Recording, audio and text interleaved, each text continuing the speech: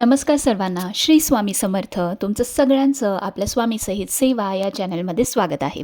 एक विनंती आहे की आमचे जर व्हिडिओज तुम्हाला आवडत असतील तर प्लीज लाईक, शेअर आणि सबस्क्राईब करायला विसरू नका. तर बघा, आज सकाळीच म्हणजेच 8:54 माघी अमावस्या लागलेली आहे आणि ती उद्या म्हणजेच शुक्रवारी सकाळी 6:14 संपणार आहे.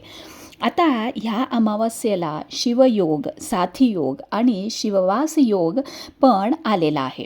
त्यामुळे ह्या अमावस्येला खूप महत्त्व प्राप्त झालेले आहे, कारण कालच महाशिवरात्रीसुद्धा होती.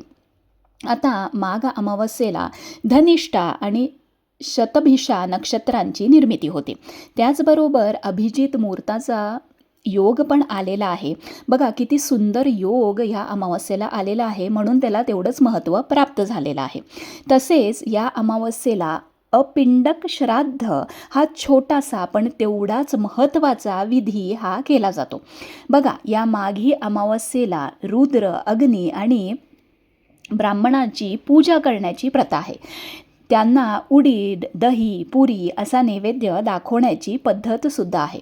माघी अमावस्या जर सोमवार, मंगळवार, गुरुवार आणि शनिवार या 4 वारांपैकी एकाही वारी जर आलेली असेल तर ह्या अमावस्येला व्रताचे फळ हे सूर्यग्रहणापेक्षा अधिक पटीने मिळते असे मानले गेलेले आहे. आणि विशेष म्हणजे या तिथीला युगारंभ झाला असे मानले गेलेले आहे. म्हणजेच काय, तर आपल्या पूर्वजांचा जन्म. म्हणून ह्या दिवशी आपल्या पूर्वजांना स्मरून अपिंडक श्राद्ध करावे अशी मान्यता आहे.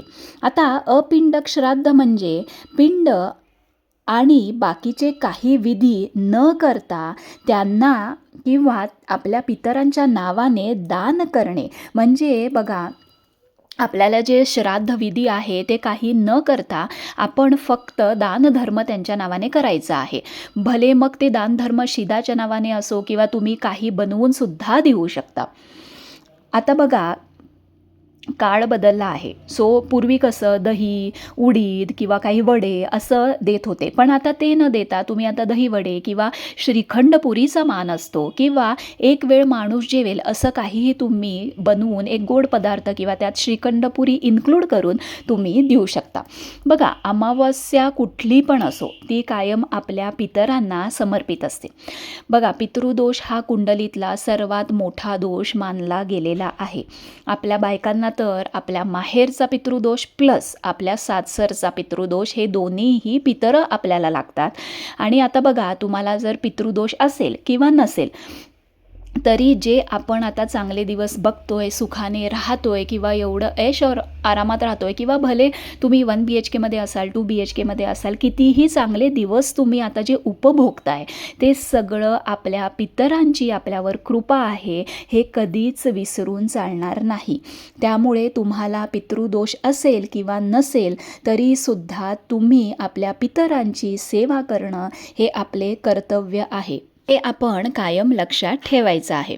म्हणून काही जर करायला जमलं नाही तर दर अमावस्येला संध्याकाळी दक्षिण दिशेला तोंड करून तिळाचं तेल जे आहे ती आणि 2 आपल्या नॉर्मल समईच्या वाती असं तुम्ही एका पंटीमध्ये लावा किंवा निरांजनात लावा. ते दक्षिणेकडे तोंड करून तुम्हाला दर अमावस्येला किंवा दर सोमवारी पितरांच्या स्मरणार्थ तुम्हाला दक्षिणेकडे तोंड करून लावायचं आहे. म्हणजे काय की त्यांना सद्गती मिळते आणि त्यांना जर सद्गती मिळाली तर त्यांचे चांगले आशीर्वाद आपल्याला प्राप्त होतात आणि आपल्याला जे सुख समृद्धी आहे ते आपल्याला प्राप्त होतं. तर बघा, तुम्ही उंबऱ्याच्या बाहेरसुद्धा हा दिवा लावू शकता. देवघराच्या समोर दक्षिणेकडे तोंड करून सुद्धा दिवा लावू शकता. त्याचबरोबर आपल्याला पितृपीडा निवारक स्तोत्र किंवा पितृस्तुती स्तोत्र हे जे आहे, मी पितृपीडा निवारक स्तोत्र इथं जे तुम्हाला दिसत असेल ते मी दर सोमवारी, दर शनिवारी आणि अमावस्येला म्हणते. मला ह्याचा खूप फायदा झालेला आहे आणि मी ज्यांना ज्यांना पितृदोष आहे त्यांना हे म्हणायला किंवा वाचायला सांगितलं होतं तर त्यांनासुद्धा खूप याचा फायदा झालेला आहे. आता दुसरी गोष्ट म्हणजे आपण हळदीचं लेपन करतो, देवघर स्वच्छ करतो, रात्री उंबऱ्यावर 5 कापूर जाळतो, घरात संध्याकाळी धूप घालणे आणि मेन म्हणजे तुमच्या घरात जर दररोज भांडणे होत असतील किंवा कटकटी होत असतील किंवा काही वाईट शक्ती, बाधा किंवा खूपच भांडणं होत असतील छोट्या छोट्या गोष्टीवरून, भले मग ते कोणाच्याही बरोबर असेना, नवऱ्याबरोबर असेना, सासूबरोबर असेना, मुलांच्या बरोबर असेना, तर हा उपाय तुम्ही दर अमावस्येला किंवा सोमवारी, बुधवारी आणि दर रविवारीसुद्धा करू शकता. एक छोटा उपाय आहे, तुम्ही ह्याचे रिझल्ट्स नक्की अनुभवाल. हा करून बघा. वाटलंच तर रविवारपासून सुरू करा किंवा आज केला तरी हरकत नाही. तर तुम्हाला काय करायचं आहे, तुमच्या हातामध्ये थोडीशी पिवळी मोहरी घ्यायची आहे. स्वामींचा जर अंगारा असेल तर ठीक आहे, नाहीतर उदबत्तीचा जो अंगारा खाली पडतो तर तो तुम्ही त्या हातामध्ये घ्या. 11 खेपा तुम्हाला काळभैरवाष्टक स्तोत्र हे देवघरासमोर बसून संध्याकाळी म्हणायचं आहे. आणि 11 खेपा म्हटल्यानंतर ही जी मोहरी आणि ती जी अगरबत्तीची जी रक्षा आहे किंवा उदबत्तीचा जो अंगारा आहे तो पूर्ण घरात, फक्त तुम्ही तुमच्या वॉशरूममध्ये किंवा बाथरूममध्ये घालू नका, पूर्ण घरात थोडा थोडा तुम्ही तो घाला किंवा तो पसरून द्या. आणि त्याच्यानंतर तुम्ही बघा की तुम्हाला काय इफेक्ट मिळतो. हे तुम्ही दर सोमवार, बुधवार, रविवार किंवा दर अमावस्या तुम्ही करू शकता. तर अशा रीतीने तुम्ही आज अपिंडक श्राद्धचं जे दान आहे ते करायला विसरू नका. दान कुठल्याही स्वरूपाचं असतं, भले मग तो शिदा असेना, तुम्ही काय तयार करून दिलेलं पदार्थ असेना किंवा काही गोड पदार्थ असेना, पण गरजू व्यक्तींना तुमच्या पितरांच्या स्मरणार्थ आज हे दान नक्की करा. कारण हे फक्त वर्षातनं एकदाच येतं, ते आज आलेलं आहे. त्यामुळे आज तुम्ही संध्याकाळपर्यंत, इवन रात्री 9-10 वाजेपर्यंतसुद्धा तुम्ही हे दान करू शकता. तर हे उपाय नक्की करा. संध्याकाळी स्तोत्र आणि दक्षिणेकडे दिवा लावायला विसरू नका. ह्यांनी तुम्हाला नक्कीच आपल्या आयुष्यामध्ये खूप फरक पडताना हे दिसेल. आणि बघा, दानधर्म करणं हे कायम महत्त्वाचं आहे आणि त्याचे आपल्याला खूप फायदे आहेत.